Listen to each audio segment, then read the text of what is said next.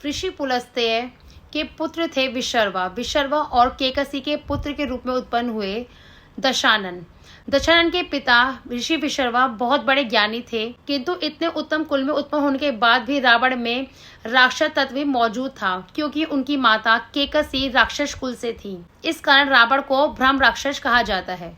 सनत कुमार के श्राप के कारण जय और विजय का जन्म हुआ धरती लोक पर, जो अपने प्रथम जन्म में हिरण्याक्ष और हिरण्यकशिपु उत्पन्न हुए और दूसरा जन्म लिया रावण और कुंभकर्ण का। इसी कारण रावण का दूसरा जन्म हुआ त्रेता युग में। रावण था ब्राह्मण कुल से, किंतु उसमें राक्षसी तत्व थे, क्योंकि उनकी माता राक्षस कुल से थी। रावण को अनीति, अनाचार, दंभ, काम, क्रोध, लोभ, अधर्म और बुराई का प्रतीक मानते हैं। रावण से लोग घृणा करते हैं, बुरा कहते हैं, किंतु रावण में कितना भी राक्षस तत्व क्यों न हो, वह एक विद्वान पंडित भी था। रावण में अवगुणों की अपेक्षा गुण अधिक थे। रावण वेद शास्त्रों का ज्ञानी था और भगवान भोले शंकर का अनन्य भक्त था। रावण को तंत्र और मंत्र की कई सिद्धियां प्राप्त थी। रावण ज्योतिष विद्या का भी महारथी था। रावण का उल्लेख वाल्मीकि द्वारा लिखित महाकाव्य रामायण, पद्म पुराण, श्रीमद् भागवत पुराण के अनुसार हिरण्याक्ष और हिरण्यकशिपु के दूसरे जन्म में रावण और कुंभकर्ण का जन्म हुआ। धार्मिक मान्यता के अनुसार जब विशर्वा और उनकी पहली पत्नी इटविला से पुत्र उत्पन्न हुआ, जिनका नाम था कुबेर। कुछ मान्यता के अनुसार विशर्वा की दूसरी पत्नी को इस बात का बहुत खराब लगा कि उसका पुत्र उत्पन्न हुआ है, तो इसी कारण केकसी ने अशुभ समय में अपना गर्भ धारण किया। इसी कारण केकसी के गर्भ से रावण का जब जन्म हुआ, वह क्रूर स्वभाव वाले भयंकर राक्षस के रूप में उत्पन्न हुआ, जिसका नाम रखा गया दशानन। रावण बचपन से ही भगवान शिव की तपस्या में लीन रहता था। रावण को चारों वेद का ज्ञान था। वह बहुत बड़ा धर्मात्मा था, ज्ञानी था, तपस्वी था, भगवान शिव का बहुत बड़ा भक्त था, तंत्र शास्त्री था, ज्योतिष था, किंतु साथ में उसमें राक्षस तत्व भी मौजूद था। रावण ने भगवान शिव की कई वर्षों तक तपस्या की। रावण ने भगवान शिव को प्रसन्न करने के लिए अपना सर काटकर बलिदान दिया यज्ञ में, और उसके धड़ से एक और सर नया लग जाता था। ऋषि विशर्वा और उनकी पत्नी इटविला से जो पुत्र था, उसका नाम था कुबेर। कुबेर को ऋषि विशर्वा अत्यधिक प्रेम करते थे, और ऋषि विशर्वा और केकसी का पुत्र रावण में राक्षस तत्व होने के कारण विशर्वा उस पर ध्यान ज्यादा नहीं देते थे, जिस कारण से रावण को कुबेर से ईर्ष्या की भावना उत्पन्न हो गई। कुबेर था ब्राह्मण कुल से और उनकी माता भी थी ब्राह्मण कुल से। रावण को अपने भाई कुबेर से ईर्ष्या थी, इसलिए उसने साधु संतों पर अत्याचार करने शुरू कर दिए। जब इस बात की सूचना कुबेर को मिली, तब कुबेर ने अपने भाई रावण को समझाया कि वह ऐसा ना करे, किंतु रावण ने कुबेर की नगरी अलकापुरी पर आक्रमण कर दिया और उससे पुष्पक विमान छीन लिया। कुबेर को पुष्पक विमान कब और किसने क्यों दिया? देवताओं के आर्किटेक्ट जिसे बोला जाता है, वह है भगवान विश्वकर्मा। भगवान विश्वकर्मा ने पुष्पक विमान बनाया था भगवान ब्रह्मदेव के लिए। एक बार कुबेर देव भगवान ब्रह्मा की तपस्या कर रहे थे। जब भगवान ब्रह्मदेव उनकी तपस्या से खुश हुए, तब भगवान ब्रह्मा ने उनको उपहार सहित पुष्पक विमान भेंट में दिया। जब रावण ने कुबेर की नगरी अलकापुरी में आक्रमण किया, तब वह पुष्पक विमान कुबेर से छीन लिया, क्योंकि रावण को पता था पुष्पक विमान की विशेषताओं के बारे में। पुष्पक विमान एक बहुत ही आलीशान, बहुत खूबसूरत और बहुत सर्वश्रेष्ठ विमान कहा जाता है, जो बनाया गया है भगवान विश्वकर्मा के द्वारा। जब रावण अलकापुरी पर आक्रमण कर पुष्पक विमान पर सवार होकर अपने लोक जाता है, तब रास्ते में कैलाश पर्वत आ जाता है और पुष्पक विमान वहीं रुक जाता है, वह आगे नहीं बढ़ता।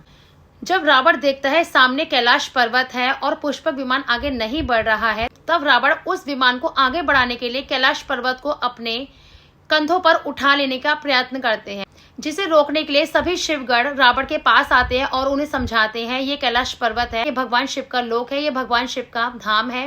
तब रावण क्रोधवश नंदी को बहुत बुरा भला कहता है। इसके बाद रावण कैलाश पर्वत को अपने कंधों पे उठा लेता है। भगवान शिव ये सब देख रहे थे। भगवान शिव ने अपने पैर का अंगूठा थोड़ा सा स्पर्श किया धरती पर और कैलाश पर्वत वहीं बैठ गया और रावण हो जाता है बुरी तरह घायल। अत्यधिक दर्द के कारण दशानन चिल्लाने लगता है और जब भगवान से प्रार्थना करता है, तब वह दर्द के कारण भगवान शिव की स्तुति करने लगता है, जिसे कहा जाता है शिव तांडव स्तोत्रम। दशानन की स्तुति से भगवान शिव प्रसन्न हो जाते हैं और पर्वत के नीचे दबे हुए उसके हाथ को मुक्त कर देते हैं। दर्द में गाया हुआ यह स्तुति, जिसे रावण स्तोत्रम या भगवान शिव तांडव स्तोत्रम भी कहा जाता है। जब भगवान शिव रावण से प्रसन्न हो जाते हैं तब भगवान शिव रावण के सामने प्रकट होकर उसे दशानन से रावण नाम देते हैं, जिससे आगे चल के उसे कहा जाता है रावण। भगवान शिव के द्वारा ही दशानन को दिया गया था रावण नाम। एक बार रावण भगवान शिव के लिए महल का निर्माण करना चाहता था, क्योंकि भगवान शिव रहते थे कैलाश पर्वत पे। वह चाहता था उसके भगवान रहे महलों में। तब उसने अपने भाई कुबेर से इस काम में उसकी मदद मांगी और भगवान शिव के लिए सोने की लंका बनाई। सोने की लंका बनने के बाद रावण ने भगवान शिव से कहा, भगवान मैं आपसे कुछ मांगना चाहता हूँ। तब भगवान शिव उसकी मंशा को जानते थे और भगवान शिव ने कहा, कहो रावण तुम्हें क्या चाहिए। तब रावण ने कहा, हे प्रभु मैं चाहता हूँ आप इस सोने की लंका को मुझे दे दे और मैं चाहता हूँ मैं इसमें राज करूँ। तब भगवान शिव ने मुस्कुराते हुए कहा, यह लंका आपसे तुम्हारी हुई। तब से यह लंका कही जाती है रावण की। सोने की लंका के साथ ही रावण ने भगवान शिव से प्रार्थना की कि वह उनके साथ चले, जहाँ वह रहे वहाँ रहे। तब भगवान शिव ने ज्योति के रूप में रावण को एक शिवलिंग दिया और कहा, इस शिवलिंग को तुम जहाँ रखोगे वह वहीं स्थापित हो जाएगा। उस शिवलिंग को थामकर रावण ने भगवान शिव की स्तुति की और अपने लोक को चला गया। इस शिवलिंग को कहा गया आत्मलिंग शिवलिंग। देवता नहीं चाहते थे रावण उस शिवलिंग को अपने लोक ले जाए। रावण जहाँ जा रहा था वहाँ भगवान विष्णु अपनी माया रच चुके थे और भगवान विष्णु के आदेश पर भगवान गणेश वहाँ एक साधारण बालक के रूप में उपस्थित हो गए और साथ साथ चलने लगे। भगवान विष्णु अपनी माया वहाँ रच चुके थे।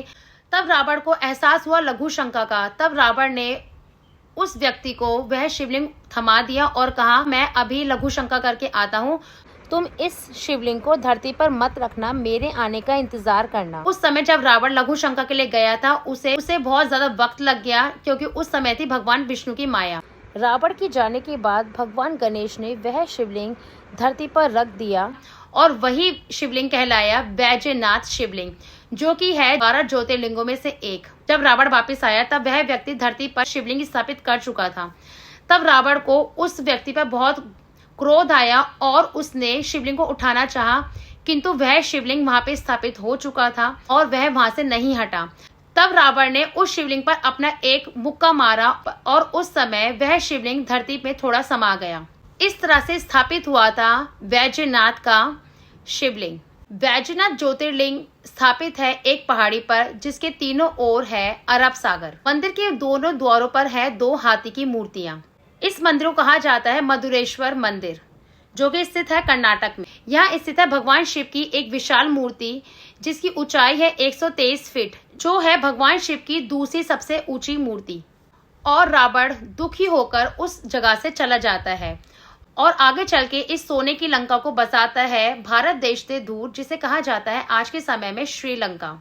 इसी सोने की लंका को भगवान हनुमान के द्वारा जलाया गया था त्रेता युग में और आगे चल के भगवान राम के द्वारा रावण का अंत किया गया। भगवान राम भी जानते थे रावण एक विद्वान व्यक्ति है, वह उच्च लोक से है, किंतु भगवान राम यह भी जानते थे कि वह मेरे द्वारपाल है, उसकी मुक्ति मेरे हाथों ही लिखी थी, जो कि हो चुकी है। यह जीवन परिचय था रावण के जन्म का और मृत्यु का। उम्मीद करती हूँ आपको मेरी वीडियो पसंद आई होगी। जय श्री राम।